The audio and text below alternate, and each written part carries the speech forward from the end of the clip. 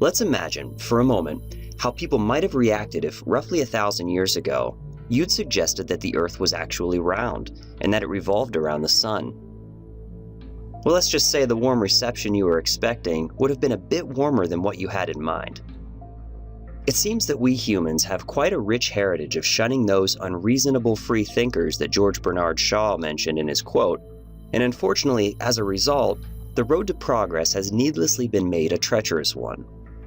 In the mid-19th century, the brilliant German philosopher Arthur Schopenhauer addressed this phenomenon when he explained that every truth passes through 3 stages before it's recognized as such. In the first stage, both the concept and the presenter are ridiculed. In the second stage, the idea and the presenter are both met with violent opposition.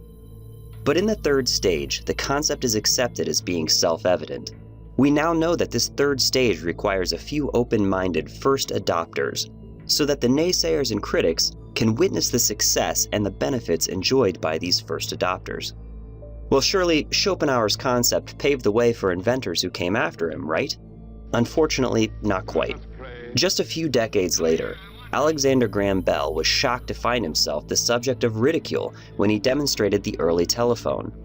And as he traveled the country to present the invention, he was repeatedly told by the most reputable of businessmen that the telephone was quite simply an unnecessary contraption, because everyone just used messenger boys. I must confess I am a little weary of this circus sideshow phase of my work, a little impatient. And not long after Bell's telephone, and less than 120 years ago, the Wright brothers not only suggested that manned flight is possible, but they actually proved it several times. And what was their reception? The press and government officials refused to come to their demonstrations. Scientific American magazine even went so far as to call them the Lying Brothers, and they were commonly referred to as crazies by their local newspaper. Now, surely the inventor of our dearly beloved television couldn't possibly have suffered such treatment, right? Well, in 1926, members of Britain's Royal Society, after having witnessed the first presentation of the television, were actually quoted saying that it was, quote, all a trick, and even asking, what's the good of it? What useful purpose will it serve? And poor John Baird, the television's inventor, was even called, quote, an absolute swindler by one of these esteemed audience members. The unfortunate reality is that this is just a tiny fraction of the stories that we now know to be just temporary setbacks for nearly every major advancement we enjoy today. The list of free thinkers and inventors who face the ridicule of the masses goes on.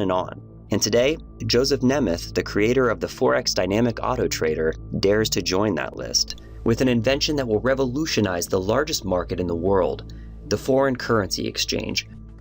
The foreign currency exchange, also known as the Forex market, has an average daily volume of $4 trillion per day. And with approximately 250 trading days per year, this equates to a $1 quadrillion market.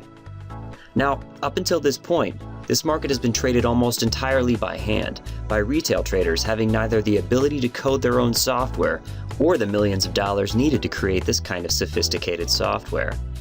And now, in this time of explosive technological advancement, and in the largest market in the world, Joseph Nemeth presents an invention that is over 8 years and many millions of dollars in the making.